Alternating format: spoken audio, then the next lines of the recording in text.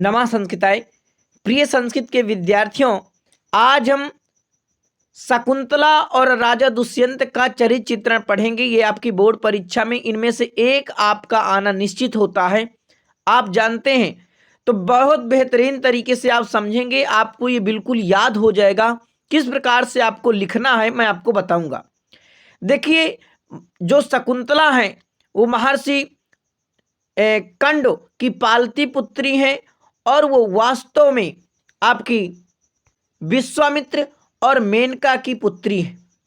तो अब शकुंतला के परिचय में ये आप प्रमुख जानकारी लिखेंगे और इसके बाद आपको देखिए ध्यान रखना है, जैसे इसकी हेडिंग, जैसे अनुपम सुंदरी है, बस हेडिंग हेडिंग आपको पढ़ना है। अब देखिए हेडिंग के बाद शालीनता, पति प्रेम, प्रकृति प्रेम, पितृ प्रेम, ठीक है, और सखी प्रेम, यानी कि 4-5 हेडिंग आपको याद रखना ताकि आप वहां पर अच्छे से लिख पाएं। तो आइए एक एक पंक्ति को समझते हैं, अच्छे से आपको समझ में आ जाए। शाकुंतला, पहले आपको लिखना है कि शकुंतला अभिज्ञान शाकुंतलम की एक नायिका है। वह ऋषि कंड की पालती पुत्री है, जिसको पालन पोषण करते हैं उसके वास्तविक जनक और जननी मेनका और विश्वामित्र हैं।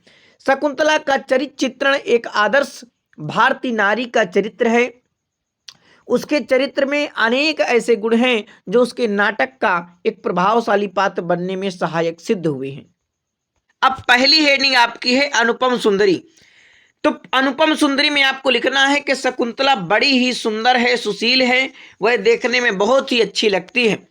उसके प्राकृतिक सौंदर्य को बाह्य श्रृंगार की आवश्यकता नहीं है, यानी वह प्रकृति से ही बहुत सुंदर थी, उसको क्रीम पाउडर लगाने की कोई आवश्यकता नहीं थी, यानी बाह्य श्रृंगार की उसे कोई आवश्यकता नहीं थी। इयमधिक मनोज्ञावल्कलेना पितन्वी, ये राजा दुष्यंत कहते हैं।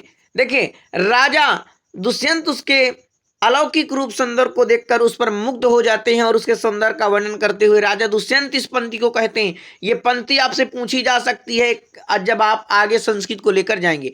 तो अगर वहां पर अगर आपको अच्छे नंबर लेना है तो एक दो पंक्ति अगर ये वाली पंक्ति आप लिख देते हैं तो समझ लीजिए सबसे कॉपी आपकी अलग हो जाएगी और आपको नंबर ज्यादा मिलने के चांस हो जाएंगे।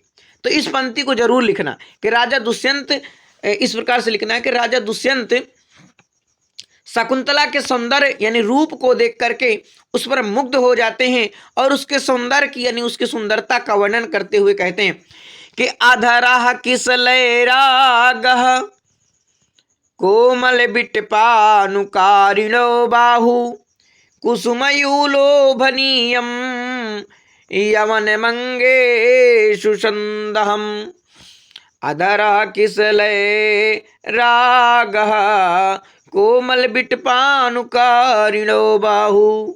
इस प्रकार से आपको लिखना है। शालीनता में क्या लिखेंगे? शाकुंतला में शालीनता कूट कूट कर भरी है, वह सुशीला लज्जाशीला है। राजा दुष्यंत के सानिध्य की अंकड़ी होते हुए भी जब उसे ऐसा अवसर प्राप्त होता है तब वह राजा से क्या कहती है कि मुंचितावनाम भूयो अपि सखी जनम उपमानिष्यसे। तो देखिए ये दो पंक्तियां जो मैंने आपको बताया कि अधरा किसलय अय्यम धिक मनोज्ञा वल्कलेना पितन्नु, ये महत्वपूर्ण है, इनको आपको वहां लिखना है। पति प्रेम में देखिए राजा दुष्यंत से बहुत ही प्रेम, शकुंतला अपने पति राजा दुष्यंत से अत्यधिक प्रेम करती है। वह उसके वियोग में इतनी व्याकुल हो जाती है कि आश्रम में जब दुर्वासा ऋषि आते हैं तो भाई बहुत प्रेम करती, तभी तो दुर्वासा ऋषि का सत्कार नहीं कर पाती, उसके मन में खोई रहती है, उसके श्राप की भी वो भागी बनती है। फिर वो श्राप दे देते हैं, कौन? दुर्वासा। विचिन्तयन्ती ययमन्नमानसा तपोधनं वेत्सि न मामुपस्थितम् अस्मरिष्यति त्वां न सबोधितो अपि सन् कथां प्रमत्तः प्रथमं कथामिव।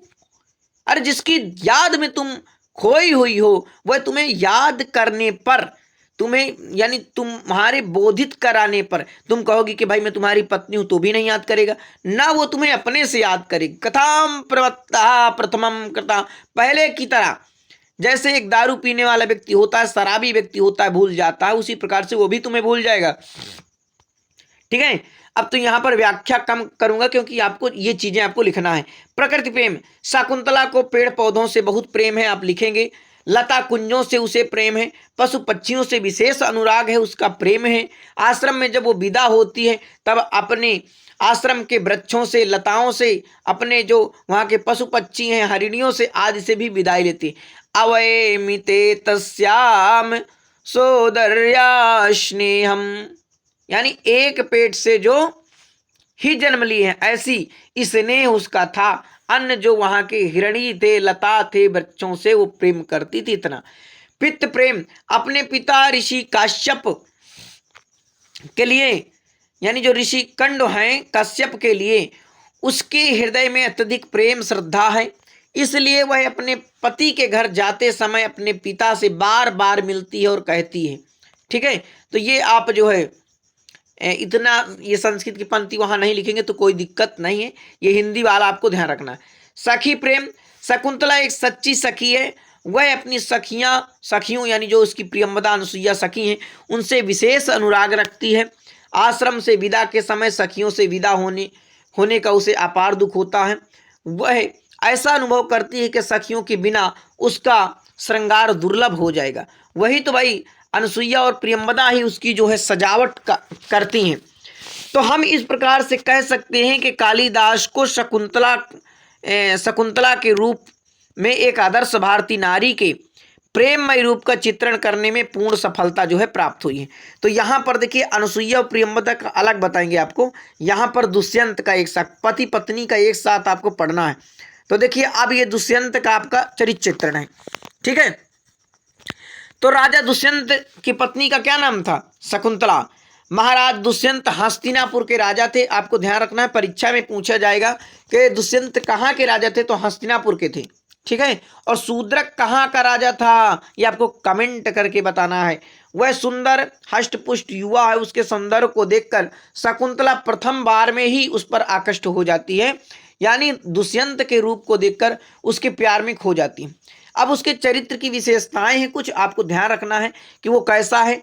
तो बुद्धिमान मातृ भक्ते, कला मर्मज्ञा सहृदय, कुशल शासक सच्चा प्रेमी नायका। तो देखिए बुद्धिमान कैसे था, दुष्यंत के चरित्र में बुद्धिमत्ता को स्पष्ट रूप से देखा जा सकता है।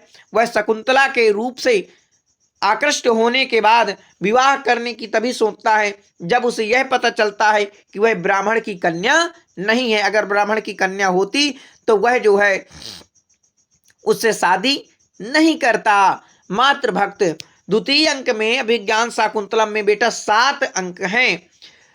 तो जब करभक उसकी माता का संदेश लेकर आता है, आज से चौथे दिन मेरे उपवास की पारणा होगी, उस समय तुम यहाँ अवश्य उपस्थित रहना, ऐसा माता का आदेश आता है। तो वह विवेक से तपस्वियों का भी उल्लंघन नहीं करना चाहता, क्योंकि उधर तपस्वियों को भी वादा कर लिया था, माता की आज्ञा का भी पालन करना चाहता है। तो वो जो है अपने मित्र को ही भेज देता है कि भाई तुम ही जाओ और वहाँ घर में रहना। कला मर्मज्ञ, संगीत और चित्रकला के साथ साथ दुष्यंत युद्ध कला में भी निपुण है। 5वें अंक में हंसपतिका, राजा दुष्यंत की 2 पत्नियां और थी, एक का नाम था हंसपतिका और दूसरे का नाम था वसुमती। ये राजा की अन्य रानियां हैं।